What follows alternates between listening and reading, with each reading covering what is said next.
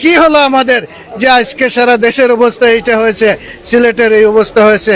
আমরা সিলেটবাসী এই ধরনের সন্ত্রাস থেকে বাঁচতে চাই। আমরা অত্যন্ত মর্মাহত যে একসাথে তিনটা মার্ডার সিলেট বোধহয় এই সাইডে আসলে কোনোদিন ঘটে নাই, এইটাই প্রথম।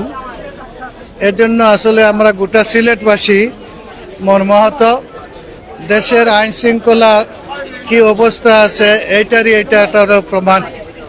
আজকে রাস্তাঘাটে লাশ পাওয়া যায়, বিভিন্ন জায়গায় লাশ পাওয়া যায়, এটারই প্রমাণ। তো সিলেট আসলে কোনোদিন এই ধরনের ঘটনাটা ঘটে না। এই ঘটনাটা প্রমাণ করছে যে সিলেট আইন শৃঙ্খলার পরিস্থিতি খুবই খারাপ। তাই আমি গোটা সিলেটবাসীকে অনুরোধ করব, প্রথম হলো আমাদেরকে ঐক্যবদ্ধ হতে হবে এ ধরনের সন্ত্রাসী কার্যকলাপের বিরুদ্ধে। আর সাথে সাথে আইন শৃঙ্খলা বাহিনীকে আমি বিশেষ করে অনুরোধ করব যে এই তিন মার্ডারের মূল বিষয়টা কি। আসলে অনেক সময় আপনারা অনেক কিছু বাহির করতে পারেন। আমার বিশ্বাস যদি পুলিশ অথবা স্বরাষ্ট্র মন্ত্রণালয় আন্তরিকভাবে চেষ্টা করে, তাহলে আমার বিশ্বাস এই তিন মার্ডারের গুলো অবশ্যই বের হয়ে আসবে ইনশাআল্লাহ। এবং এইটা বাহির করতেই হবে।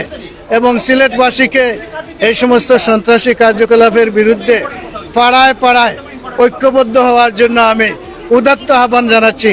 আর সিলেটের প্রশাসনকে আমি বিশেষভাবে অনুরোধ করছি যে এই মার্ডারের ক্লুটা বাহির করে আমাদেরকে জানিয়ে দেন এবং সিলেটের অবস্থার প্রতি আরও বেশি লক্ষ্য রাখেন।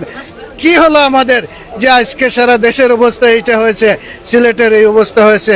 আমরা সিলেটবাসী এই ধরনের সন্ত্রাস থেকে বাঁচতে চাই। ব্যবসায়ীদেরকে আমি বলবো আপনারা ঐক্যবদ্ধ হন, নিজেরা বাঁচার চেষ্টা করেন। সবাইকে ধন্যবাদ। আসসালামু আলাইকুম ওয়া রাহমাতুল্লাহ।